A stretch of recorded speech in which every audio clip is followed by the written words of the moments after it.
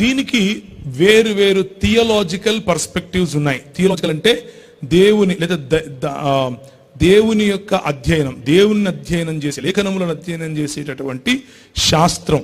ఆ శాస్త్రంలో వేరు వేరు తలంపులు స్కాలర్స్ చెప్తారు. ఒకటి వచ్చేసి చనిపోయిన వారు పరదైసు అన్న ప్రాంతానికి వెళతారు. ఆ పరదైసు అన్న ప్రాంతంలో వారు అలా వారు నిద్రించిన స్థితిలో ఉంటారు. ఒకానొక సమయంలో తీర్పు అన్నది జరుగుతుంది.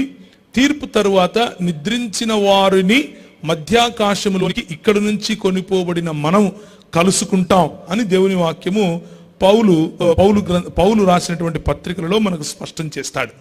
ఇది ఒక రకమైనటువంటి ఆలోచన. రెండవ రకమైనటువంటి ఆలోచన ఏమిటి అని అంటే, అలా కాదండి, పరదైసు అన్నది ఒకనొక సమయంలో ఉండేది, కానీ ప్రభు అయిన యేసు క్రీస్తు చెరగా చెరపట్టి తీసుకుని వెళ్ళాడు కాబట్టి పరదైసు అన్నదాన్ని కూడా ఆయన పాతాళలోకమునకు దిగిపోయెను అని రాసినటువంటి మాట ఆధారంగా ఆ చెరను అంటే పరదైసును కూడా చెరపట్టి తీసుకుని వెళ్ళిపోయాడు. ఇప్పుడు చనిపోయిన వారందరూ ప్రభువు నందు నిద్రించుచున్నారు అని పౌలు చెప్తున్నాడు కాబట్టి ప్రభువు సన్నిధికే వెళ్ళిపోతారు అని రెండవ వాదన. ఈ రెండు వాదనలలో లేకపోతే ఈ రెండు దృక్పథాలలో ఏ దృక్పథం తీసుకున్నా కానీ ఇబ్బంది లేదు. దీనికి వాక్యానికి సంబంధించినటువంటి సపోర్ట్ ఉంది, దానికి వాక్యానికి సంబంధించినటువంటి సపోర్ట్ ఉంది. అయితే ఈ రెండిట్లోనూ ఒక బ్యాలెన్స్ స్ట్రైక్ చేయాలి.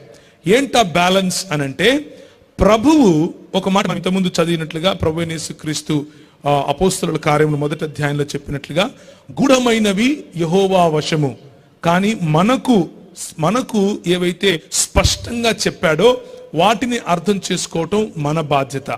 ఇదే మాటను ద్వితీయోపదేశకాండంలో యెహోవా దేవుడు కూడా చెబుతాడు. ఇదే మాటను యెషయా గ్రంథంలో కూడా వాక్యము కొంచెం ఇచ్చట కొంచెం అచట మనకు వచ్చింది అని చెప్తాడు. మన బాధ్యత ఏమిటి అని అంటే వాటన్నిటినీ క్రోడీకరించుకుని ఒక సరైన అవగాహనలోకి రావటం. అయితే ఈ క్రమంలో దేవుడు లేకపోతే వాక్యము చెప్పని వాటిని మనము చెప్పినా, వాక్యము చెప్పిన వాటిని మనం చెప్పకుండా ఉన్నా, ఈ రెండిట్లో ఏది చేసినా కానీ మనం తప్పులో కాలు వేసిన వాళ్ళం అవుతాం. నా వరకు నేనైతే ఈ రెండు దృక్పథాలను, అంటే మొదటిది పరదైసులో ఉంటారు అన్న దృక్పథం, రెండవది దేవుని సన్నిధిలో దేవుని రాజ్యంలో అయితే పరలోకములో ఉంటారు అన్నటువంటి దృక్పథం, ఈ రెండిటినీ కూడా రెండు చేతులతో పట్టుకుని వెళ్ళటానికే ఇష్టపడుతున్నాను. ఎందుకు ఇష్టపడుతున్నాను అనంటే, చివరిగా మన డెస్టినీ మనము వెళ్ళి స్థిరపడాల్సింది కేవలం పరలోకంలో కాదు, దానికంటే ముందు దేవుని రాజ్యము ఈ లోకములో స్థాపించబడాలి. దేవుని రాజ్యములో మనము మరియు నిద్రించినటువంటి మన భక్తులు, మన పెద్దలు ఎవరైతే మన ముందు నడిచారో మనందరము కూడా దేవుని రాజ్యమును స్థాపించి అందులో ఏలాలి, మనము ప్రభుత్వము చేయాలి, దానికి సిద్ధపడాలి.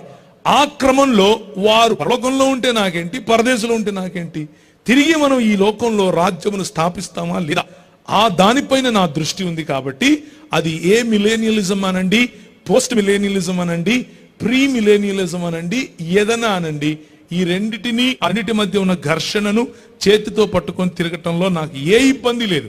ఎందుకు అనంటే, చివరిగా నేను దేవుని రాజ్యమును ఇక్కడ ఈ భూమి యందు చూడాలి అని ఆశపడుతున్నాను. అందుకనే మన ప్రార్థన, పరలోకమందున్న మా తండ్రి, నీ నామం పరిశుద్ధపరచబడును గాక, నీ రాజ్యం వచ్చును గాక, నేను చచ్చిపోయి నీ రాజ్యంలోకి పోదును గాక కాదు మన ప్రార్థన. మన ప్రార్థన ఏంటి? నీ రాజ్యము వచ్చును గాక అన్నది మన ప్రార్థన. కాబట్టి మన దృష్టి నేను చచ్చిపోతే ఎక్కడికి వెళ్తాను అన్నదానికంటే ఎక్కువ నీ రాజ్యమును తెచ్చే దాంట్లో మనం పెట్టాలి. ఇది this is what I look at. నేను ఈ విధంగా వాక్యాన్ని చూస్తాను.